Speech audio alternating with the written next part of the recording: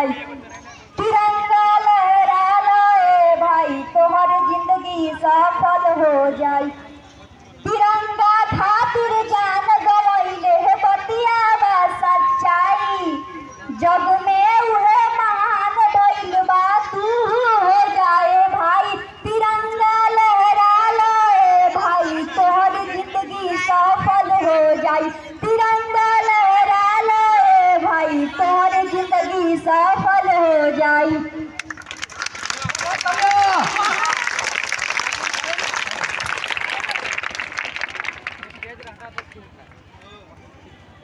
नीचे के सरिया ऊपर बसंत रहो बीचवा में चक्कर चलता कि ना। नीचे के सरिया ऊपर बसंत रहो बीचवा में चक्कर चलता कि ना। बताओ ये भाई हमरा देश के तिरंगा लहर लहर लहराता कि ना।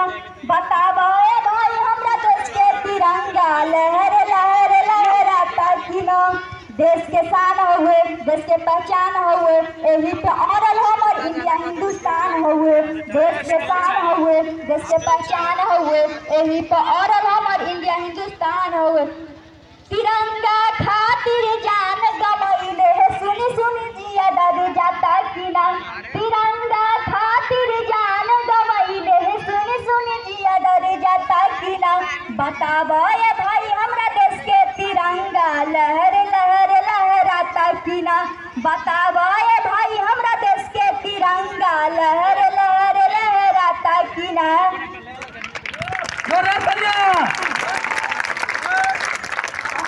चलेंगे प्रभात फेरी के लिए, टाइम ज़्यादा हो रहा है, धूप भी है। आप लोग को हम 2 मिनट अपने इस प्यारे वतन के लिए, आज का जो हमारा खुशी का दिन है, ये खुशी का दिन हम जो आज इतने सारे लोग अनेक धर्मों के होते हुए अनेकता में एकता का परिचय देते हुए जो आज एक जगह एकत्रित हुए हैं, इस दिन को लाने के लिए ना जाने हमारे देश के कितने महापुरुषों ने अपनी जान की बाजी लगाए। देखिए ये कहानी हमारे देश को गुलाम बनाने की कहानी कई पीछे वर्षों से चली आ रही है। सबसे पहले पीछे 712 में मोहम्मद बिन कासिम आए थे अरबों से, जिन्होंने यहाँ के लोगों को मुस्लिम बनाना शुरू किया था। उसके बाद आगे चल करके कई सारे विदेशी आक्रमणकारी आए, जैसे मोहम्मद गजनवी, जिन्होंने हमारे भारत को लूटने का काम किया।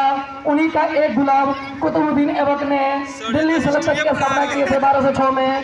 फिर आगे चल करके इन्हीं वंश के अंतिम राजा, लोधी वंश के अंतिम राजा इब्राहिम लोधी हुए, जो आगे चल करके उनको पराजय किए बाबर 1526 में। फिर बाबर आए 1526 में।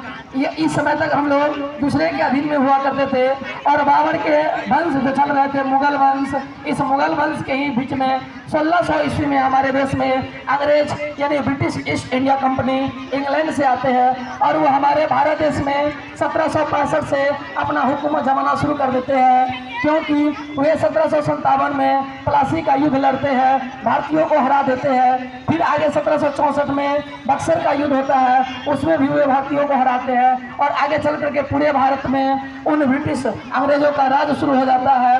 फिर हम लोग उनको हटाने के लिए, भगाने के लिए न जाने कितने संघर्ष किए और फिर संघर्ष करते करते 1857 की हम लोगों ने फिर से क्रांति किया और 1857 की क्रांति में हमारे इस देश के अन्य धर्मों के, सभी धर्मों के लोग एक साथ मिल करके अंग्रेजों को भगाने के लिए प्रयास किए।